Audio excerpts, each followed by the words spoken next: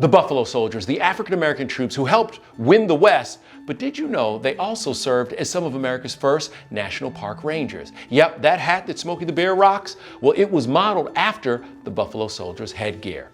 This History at Home lesson is all about the Buffalo Soldiers and our national parks.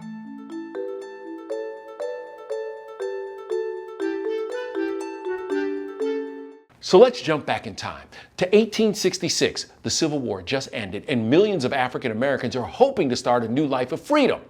At the same time, Congress, for the first time, is allowing African Americans to serve in the regular army, not as wartime volunteers, but actual peacetime soldiers. 6 all-black regiments were formed to help rebuild the country, but more importantly, to help with westward expansion. The 6 regiments were eventually pared down to 4, 2 cavalry and 2 infantry, and they were sent west of the Mississippi to help protect and assist with supply and mail routes and also guard against attacks from outlaws, Mexican revolutionaries like Pancho Villa, and Native Americans. Now, this is where we get into the complicated history of the Buffalo Soldiers, because for the most part, these former slaves and free men were from the South, where opportunities were mainly limited to stuff like sharecropping or something akin to slavery. So joining the military was seen as a path to a better way of life. And incredibly, a few were actually able to parlay their service into a new start in the West. But for most, the long arms of racism were impossible to escape. So the fact that they served and served valiantly is a testament to these men's courage and their convictions. Plus, there's also the irony that initially many of the soldiers who had just escaped the cruelty of plantation life were fighting to place another group of people, Native Americans, in a somewhat similar situation on reservations. By the way, it was those same Native Americans that they fought and helped remove from their lands who came up with the name Buffalo Soldiers. Now, the actual troops didn't refer to each other as Buffalo Soldiers. They accepted the name, though, because they knew that the Native Americans respected and valued the animal. The Buffalo Soldiers would go on to fight and fight well in every major conflict until the Army was finally desegregated in the 1950s.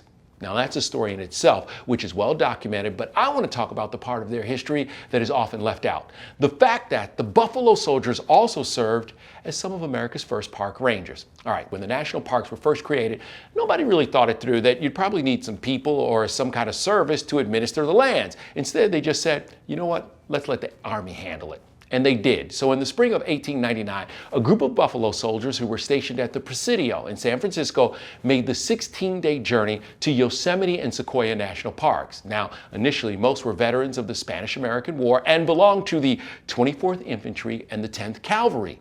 Their duties included stopping poachers, evicting timber thieves, and fighting forest fires.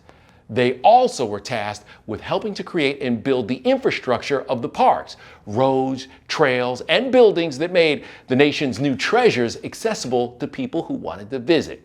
In 1903, Colonel Charles Young got involved. This is a man who could have been president if he had been born in a different time. Think Colin Powell before Colin Powell. Young was an exceptional leader and was just the 3rd African American to graduate from West Point. Now, when he was named the superintendent of Sequoia National Park, he was one of only 4 black officers in the entire Army.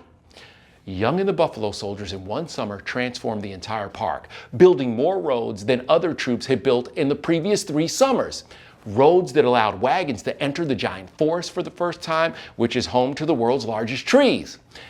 Here's the thing, these trails and roads are still being used today. As a matter of fact, the Buffalo Soldier Scenic Route in Sequoia National Park takes you through the edge of one of the largest and most beautiful groves of giant sequoia trees on the planet. Oh, and let's go back to Smokey the Bear for a second in that hat. It was the Buffalo Soldiers who introduced that look with the pinch top, or what was called Montana Peak, to the national parks. See, the cavalrymen during the Spanish-American War and also during fighting in the Pacific found that squeezing the top of the hat kept water and other things from gathering. So maybe, just maybe, Pharrell was giving the Buffalo Soldiers a shout out when he rocked that Vivienne Westwood hat at the Grammys back in 2014. Oh, and by the way, if you happen to make it to Yosemite, check out legendary Ranger Sheldon Johnson's one-man play all about the Buffalo Soldiers. He is helping keep their legacy alive. I'm Kevin Frazier, and this has been History at Home.